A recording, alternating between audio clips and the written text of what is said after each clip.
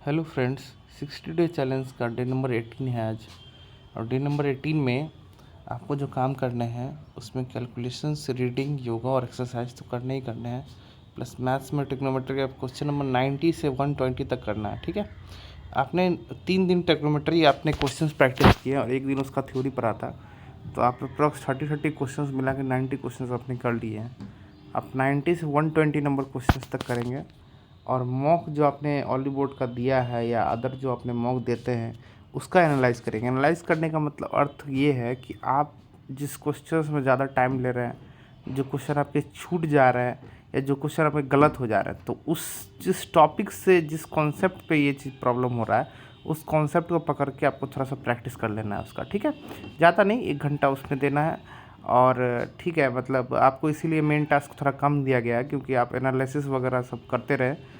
आपने वीकनेस को पहचाने कि आपकी वीकनेस कहाँ हो रही है। देखिए, होता क्या है कि मॉक टेस्ट सब देते हैं, एग्ज़ाम को प्रिपेयर भी सब करते हैं, लेकिन होता क्या है कि किसी इंसान में, जैसे टॉपिक ही मैं उठा लेता हूँ, रीजनिंग में किसी एक टॉपिक में सपोज कोई इंसान परफेक्ट है, मतलब बहुत सारा प्रैक्टिस किया है, अच्छा उसका क्वेश्चन भी लगाया, तो उस क्वेश्चन से उसका टफ क्वेश्चन भी हो जाता है। जैसे कोडेड ब्लड रिलेशन, मेरा कभी गलती नहीं होता है, मैं कर ही लेता हूँ। या सिलॉक्स हुआ, तो अब बहुत लोग का तो ऐसा भी होगा कि सिलॉक्स गलती होता हो, तो वो पता चल जाएगा उनको अगर, तभी तो उसका प्रैक्टिस करेंगे वो। जैसे मतलब क्या होता है कि सब इंसान का लेवल एक जैसा नहीं होता है। कुछ इंसान का होता है कि कभी कोई सब्जेक्ट वीक होता है तो कोई सब्जेक्ट स्ट्रांग होता है। तो इस कारण से जैसे डाइस और क्यूब, मेरे उससे क्वेश्चन कभी कभी गलत हो जाते हैं, कभी कैलेंडर से गलत हो जाता है। तो ये सब चीज़ जो है, जब मैं प्रैक्टिस करता हूँ तो ये सब चीज़ को ध्यान देता हूँ।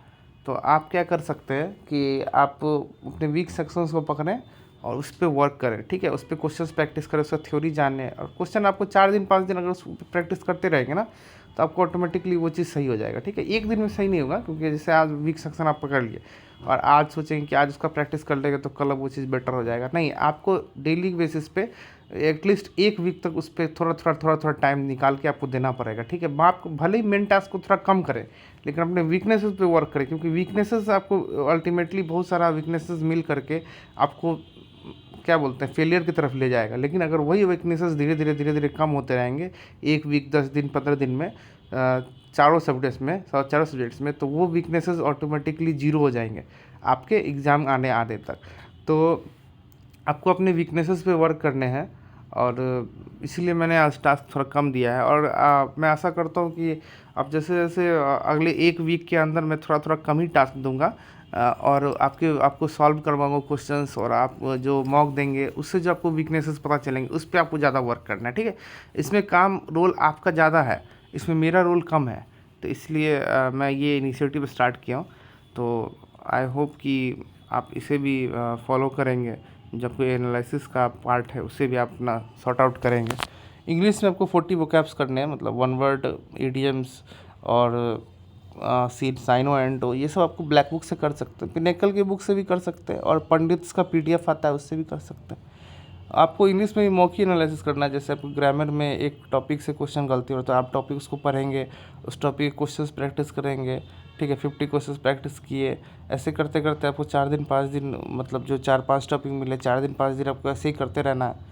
तो आपको पता चलेगा कि भाई आप, मेरा वीकनेस जो है धीरे धीरे कम हो रहा है कि नहीं। जैसे PQRS में बहुत लोग गलती होता है, तो PQRS को आपको सॉल्व करना है डेली बेसिस पे, 4-5 आप 1 वीक तक करिए करिए ना, फिर आप देखिए कि आपका स्कोर जो है ऑटोमेटिकली उस चैप्टर में, उस सेक्शन में आपको इम्प्रूव हो जाएगा और आपको वीकनेसेस सॉर्ट आउट हो जाएगा। ठीक है, GK एंशिएंट हिस्ट्री पढ़ना है, चैप्टर नंबर 2, उसके MCQ प्रैक्टिस करने हैं और मॉक भी एनालिसिस करना है। रीजनिंग में 40 क्वेश्चंस करने हैं, ऑड वन आउट के, और वही एनालिसिस करना है मॉक का।